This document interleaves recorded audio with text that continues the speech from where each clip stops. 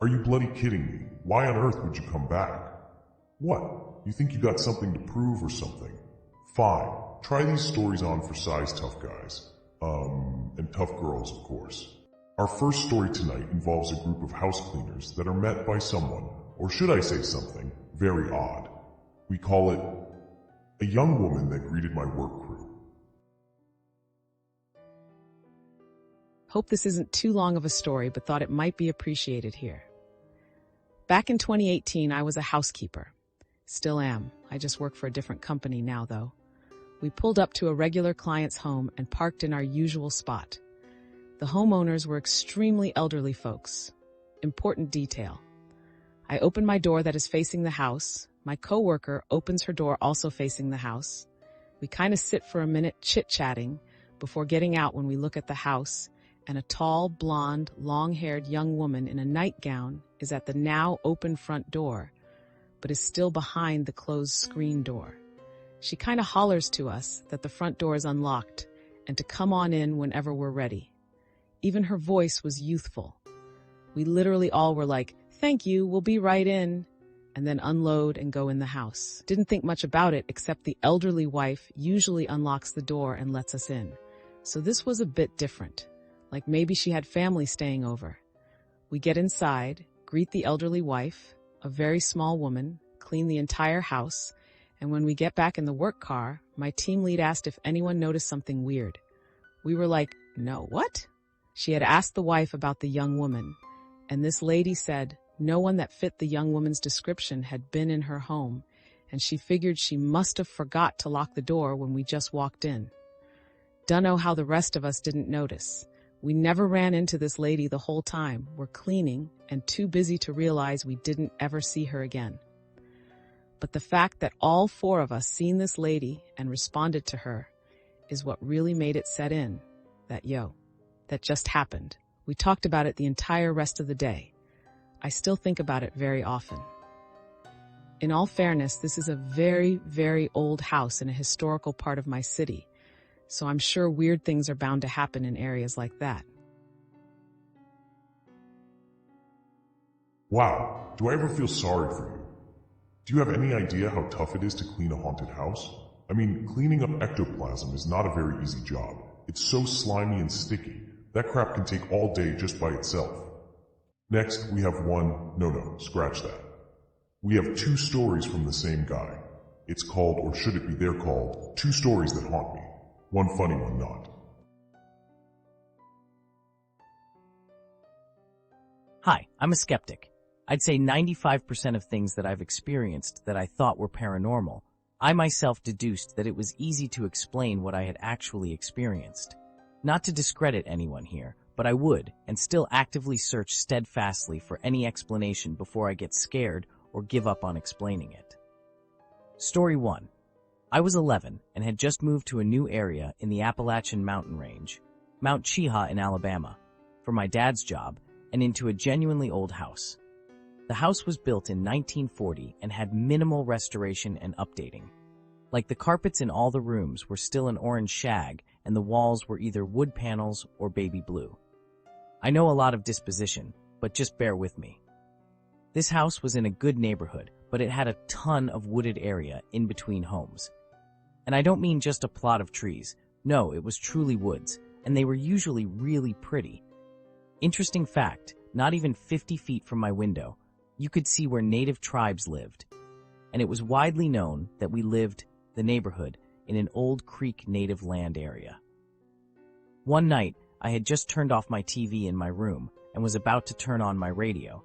I wasn't allowed to sleep with my TV on, but could have my radio playing whatever music I wanted.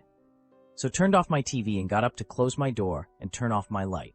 I get back in bed and turn on my radio, and I hear my sister, 5 at the time, get up and go to my parents' room for whatever reason. I didn't hear her go back into her room, but she was also usually opening my door because she was terrified to sleep in her own room at that house. In our last house prior to this move, she never had an issue, but this house was different up until this night. I thought it was just ambience. I strangely fell right to sleep, which I never did and still don't do.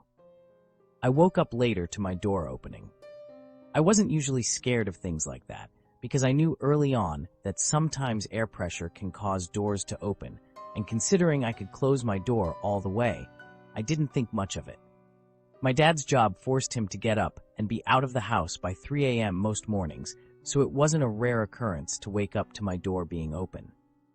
This time was different, though. When I woke up, my door cricked open. Again, not rare for an old house, but I saw a hand and arm opening the door. I thought it was my sister, since the arm was lower than where my parents would have been, so I said, "Hey, go back to your room, nothing is going to get you," something my parents said to her frequently. The hand lets go of my doorknob, and the arm pulls back. I then asked, "Can you close my door back, please?" And no response. Then out of nowhere, my light turns on. Our bathroom light turns on too. Then my light turned off and flickered back on, then stayed off, but the bathroom stayed on. Then I see a head peek around my door. Just a shadow in my eyes, though. Then I see this shadow that is about the height of my sister with long hair walk into my room. Then I hear a chuckle, and then it dissipated. It vanished. I wasn't one to wake up my parents, but that night I jumped out of bed, ran into my parents' room, and cried. That's one experience that I've tried to make sense of, but nothing makes sense. I just need someone to tell me what they think happened. Note, my girlfriend, who is from Chicago, her brother had a very, very similar dream, and us talking about it got us to befriend one another. So does anyone else have an experience similar to this? Story 2. I was at my grandparents' house, my Oma and Opa. My Opa passed a few years back, but this was before then. This took place in 2016. They had inherited my Opa's parents' house. It was a small 3-bedroom, 2-bath. It was and is old as dirt, though. One afternoon, my Opa had went to the store, and so my Oma and I stayed and were watching TV. Well, she was watching TV and I was playing a mobile game. She asks me if there's anything on TV I want to watch, and I look up and we started talking. We talked for about 3 minutes about her favorite show and how my favorite show are sometimes similar. I was a big Agents of S.H.I.E.L.D. fan, and she loved House. When out of nowhere, an apparition appeared from her kitchen, and it walked to the laundry room. My Oma looked at me and said, "That's Grandma Emma," and I was like, whoa. For the next 2 hours, even when my Opa got back, I was sitting in that kitchen trying to see if maybe the TV reflected onto something, and that's what we saw or something. My Oma did say it almost jokingly, but now after doing my investigation and looking back, what if it's just a normal occurrence? Note, the last time I was there at my Oma's house, I slept on the couch. This was 3 weeks ago. And the smell of my Opa would phase in and out randomly. Any idea on if that's a psychosomatic thing, or if maybe he was there too? Well, that's kind of nice, isn't it? Your Oma's grandmother passes away, but still comes back to do the laundry. That's so sweet. Our next story comes from a woman that has had tons and tons of experiences.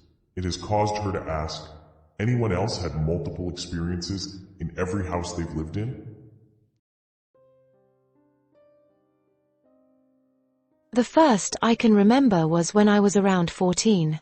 I saw a girl walk past my bedroom door in the middle of the night. After that, I would regularly feel weight on my chest and legs while I was in bed.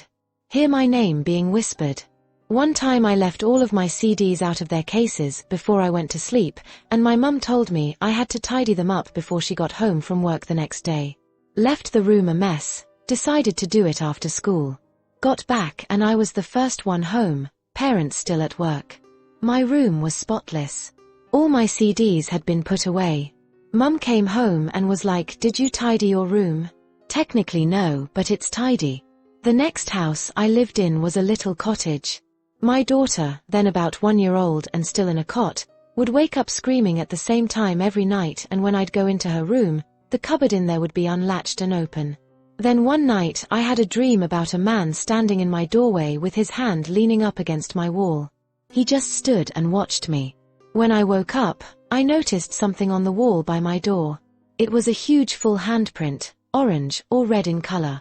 It was just me and my 1-year-old daughter living there. I put my hand onto the handprint for comparison, and it was much bigger than mine. The next house I lived in was just creepy vibes all the time. My daughter was about 2 or 3 at this point and told me regularly at bedtime that the spookies were there. She said they would stand by her window and that they had black eyes. My power would go out all the time. There was always this feeling in the entirety of the house that felt like I was being watched.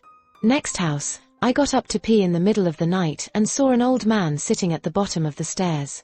Found out later that the previous owner had had a heart attack and passed away at the bottom of the stairs. Next house was where I had my scariest experience. My partner at the time would hear a little girl even when my daughter wasn't in the house. Then one night while I was alone in the house, I got up to go to the kitchen, and as I reached for the door handle, I heard a little girl's voice right in my ear yell "shush," so loudly that I could actually feel a breath on my face. I've never been so terrified, I just bolted. In my current house, I haven't really had any experiences. I don't hear or see anything. I don't feel uneasy or like I'm being watched. My sister was at the house once and she suddenly said, "There's a ghost over there," and I was like, WTF. She said it was child's height. It wasn't a figure but more of a mist or light. I couldn't see it, so I went over to the spot she was talking about and put my hand out, and it was ice cold, and as I did it, my sister went, "You've got your hand right in it." My current house is built on the ground of an old school, and so a child ghost would make sense. I often wonder if it's not the homes I've lived in that have been haunted, but maybe it's me. I think it would make more sense that I'm the common denominator and not that every house I've lived in has had ghosts. I would describe myself as an empath, and I know that can mean you're more sensitive to activity and everything, but I do wonder if something, or somethings have attached to me and just traveled with me from place to place or something. And that maybe as I've got older, it's sort of left me because I've been in my current house for about 9 years now and have had little to no experiences at all. Hot damn, you're like a ghost magnet. Although, I would probably have tried to keep that girl ghost you met when you were 14 around. She sounds like she could be really handy. Before we get into our next tale, I just want to take a moment to remind you to, assuming your hands are not trembling with terror at the moment, hit like and subscribe. It'll really raise our spirits, so to speak. And if you don't, I swear I'll come and haunt your house. I'll rattle chains at all hours of the night, yell boo while you're trying to sleep. I'll raid your fridge, and I'll, try on all your clothes and stuff. Just a lot of scary stuff. Well, it's almost that time, isn't it? Time for one more tale of terror, then I'll send you on your way. The last one is about a husband and wife that seems to enjoy sharing everything with one another, including ghost encounters. This one is called, "My wife and I had what we believe to be our first paranormal experience this morning." This morning at around 6:15, I got woken up to what felt like something grabbing or lightly slapping my foot. I have 3 cats, one of which, Leo, loves to attack mine and my wife's feet under the blanket, so my first thought was that it was Leo. However, when I leaned up to check, all 3 of my cats were lying next to me, 2 of them to my left and 1 to my right. Probably about 5 or so seconds later, the cat that was lying to my right jumped up, like those videos of people putting cucumbers behind cats, and he hissed and jumped off the bed, ran to the other side of the room, and just sat there staring at the bed. It kind of creeped me out a bit, but I ended up just getting ready for work and not really thinking much about it. Now, earlier today on my lunch break, I called my wife to tell her about it. She had to go into work early, 5 a.m., so she was already home. After telling her, she was pretty freaked out because she said that at about 2 to 3 in the morning, she had what she described as a lucid dream and sleep paralysis, where she saw a dark figure pacing back and forth at the edge of our bed. She said she felt like she couldn't move, which is why I said sleep paralysis, but could also be the typical frozen in fear. But when she was able to move, she turned on her phone flashlight and looked around, but saw nothing. I somewhat recall waking up and seeing her with the light, but I'm a heavy sleeper, so I did not fully wake up. We were both pretty weirded out by the fact that we both had creepy experiences in the same morning, but not really sure what to make of it, since something of this nature has never really happened before. Just to add, My grandmother passed away when I was about 1 or 2, and according to my father, she was very attached to me. I remember as a kid seeing what I described as colored dust. If you close your eyes really hard, and you see that almost colorful TV static stuff, that's what it looked like. It would move around my room in the dark and make somewhat humanoid shapes, and I always just kind of felt like someone was always around me. It scared me sometimes as a kid, but thinking back on it nowadays, I wouldn't consider that stuff scary anymore. Especially the colored dust, because I think that was just my eyes doing weird stuff in the pitch black. I would tell my parents about it, and they would always say it was my grandmother watching over me, but as a kid that was quite a confusing concept to grasp, especially since I never really met her, considering she passed when I was so young. Just thought that information would be useful to add. Well, I don't know. Maybe the ghost just wanted to make sure you didn't sleep and pass your alarm, so it just gave you a swat to make sure you were up. So, are you still feeling like you're such a toughie? I guess all tough guys and gals hide under their beds where you come from. But I did try to warn you. These stories were not for the faint of heart, being how scary they were and all. But do you know what is not scary? Hitting like, subscribe, and sharing this video. It'll really help us keep the ghosts at bay. However, if you prefer podcast, then you're in luck, because we also release our videos in podcast form on Spotify. And of course, if any of you have a story to share, or have any thoughts about our stories tonight, or if you have any suggestions on subjects for upcoming videos, then by all means, drop me a line in the comments. But I do want to thank you for stopping by, and I hope the stories we told won't be giving you too many bad dreams. But if they do, then maybe you shouldn't run from them. After all, sometimes it's better to embrace your nightmares